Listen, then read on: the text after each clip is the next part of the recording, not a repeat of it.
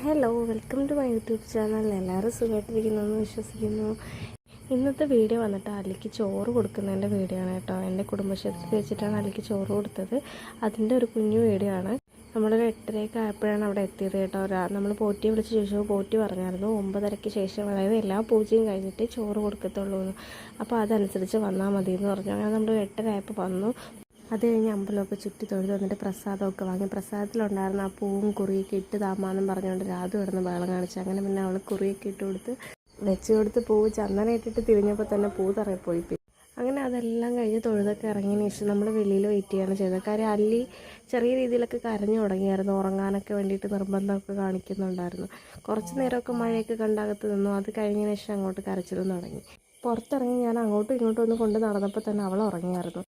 അവൾ ഉറങ്ങി തുടങ്ങി ഒരു 5 മിനിറ്റ് കഴിഞ്ഞപ്പോൾ തന്നെ പോറ്റി വന്നിട്ട് പറയാം തുലാഭാരം തൂക്കാനായിട്ട് കുഞ്ഞിനെ കൊണ്ടുവരാൻ. ആ ഉറക്കത്തിൽ കൊണ്ട് കിടത്തിൻ്റെ കരച്ചിലാണ് ഈ കാണുന്നത്. അത് കഴിഞ്ഞ് തുലാഭാരം തൂക്കി തീരുന്നത് വരെ അവൾ കരച്ചിൽ തന്നെയായിരുന്നു. അത് കഴിഞ്ഞ് ചോറ് കൊടുക്കാനായിട്ട് കൊണ്ടുവരുന്നപ്പോൾ ആ കരച്ചിലൊക്കെ അങ്ങ് മാറി. പുള്ളിക്കാരത്തി ഓക്കെ ആയിരുന്നു. പോറ്റി വന്ന പൂവും ചെവിയിൽ വെച്ച് കൊടുത്ത് ചന്ദനമൊക്കെ തൊട്ട് കൊടുത്ത് ചോറ് കഴിക്കാനായിട്ട് റെഡി ആയിട്ടിരിക്കുമോ അല്ലിപ്പൊന്നെ. ഈ പായസത്തിൻ്റെ കൂടെ തന്നെ ഈ പുളിയും വറ്റൽമുളകും ഉപ്പും കൂടി ചേർത്തിട്ടുള്ള ഒരു കൂട്ടുണ്ടായിരുന്നു കേട്ടോ. അത് കൊടുത്തപ്പോൾ ഭയങ്കര പുളിച്ചിട്ടുള്ള എക്സ്പ്രഷനായിരുന്നു കേട്ടോ അല്ലിയുടേത്.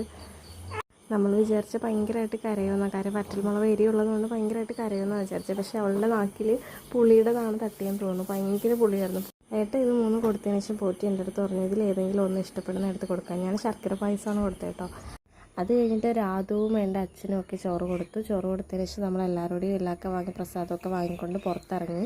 സെൽഫി എടുക്കാമെന്ന് പറഞ്ഞ് വിളിച്ചുകൊണ്ട് പോയ രാധുവിൻ്റെ മുഖം ഇരിക്കുന്നുണ്ടോ. ഉറക്കം വന്നിട്ട് വയ്യ, എനിക്ക് ഉറങ്ങിക്കൊള്ളാൻ വയ്യ എന്ന് പറഞ്ഞ് നിൽക്കുമായിരുന്നു. അടുത്ത മഴ തുടങ്ങുന്നതിന് മുന്നേ തന്നെ വീടെത്തണം എന്നുള്ള ചിന്തയുള്ളതുകൊണ്ട് എല്ലാവരും കൂടി ചേർന്ന് കുറച്ച് ഫോട്ടോസൊക്കെ എടുത്തിട്ട് നമ്മൾ അപ്പോഴേ തന്നെ അവിടെ നിന്ന് ഇറങ്ങി.